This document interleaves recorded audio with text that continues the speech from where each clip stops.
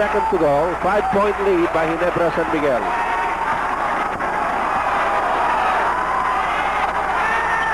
Quezon makes both. Point game by Ginebra.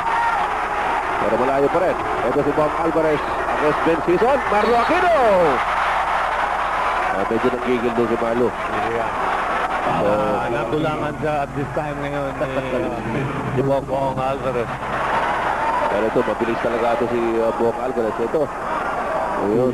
Pinalo lang ni Marlo, no? Instead of just transfer. Kasamang gigil eh, no?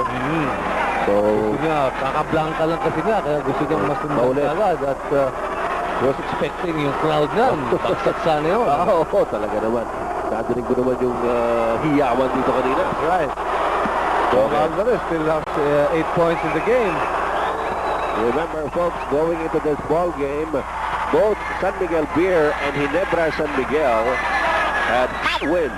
So, hihiwalay po ang isa rito. Right, oo. Although San Miguel Beer had 3 losses before this, and Ginebra had 4. Cool and calm, Bong Alvarez delivering on the free throws. Yes, back to a 4-point lead. And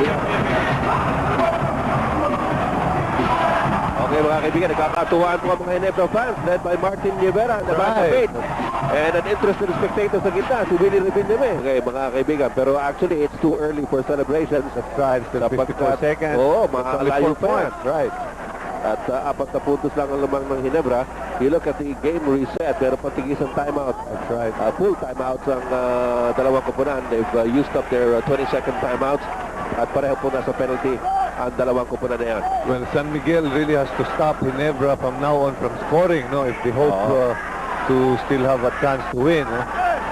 You just have to tighten up on their defense. Kailangan nila talagang defensive stop. So let's see if they can do something about this. Carlo Aquino receives the inbounds. Ito ngayon, the pressure as expected by the San Miguel defense. Pero nakalusot po ang Ginebra. Nasa front court na sila. Baldobit, carrying out his All Ginebra has to do is avoid the turnover here. No? 7 seconds on the shot clock. Good season. Uy, ang layo. Layo nun ah. Layo nun. Way out. At saka hindi pa nakapwesto. That's right. Medyo nabigla Pati yung yata. kakampi niya, nabigla din doon. 30 seconds left. Marami pa po pwede mangyari dito. Just a 4-point lead by Ginebra San Miguel. Let's see what happens. Bong Alvarez. They'll probably go for the quick 2. Uy. He can hit it.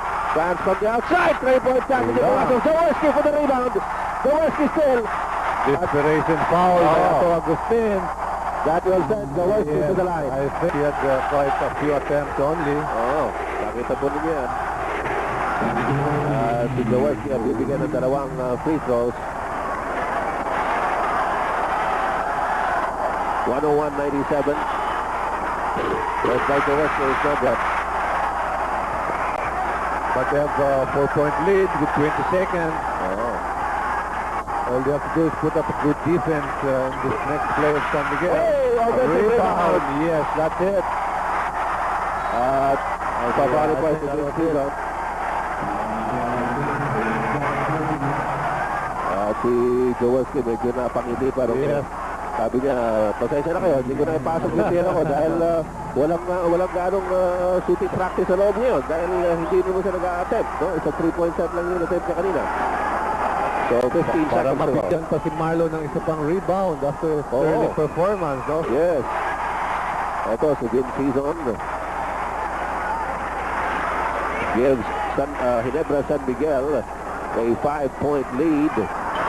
6 points separates both teams. Yes. And we have this timeout, but San Miguel Beer is not giving up on this ball game. Mathematically still possible. Quick 2. Yes. Good play there. A well-executed play by San Miguel Beer, so it's just down to a 4-point foul. Baldovit got away. Carlo Aquino will duck it home. Yes.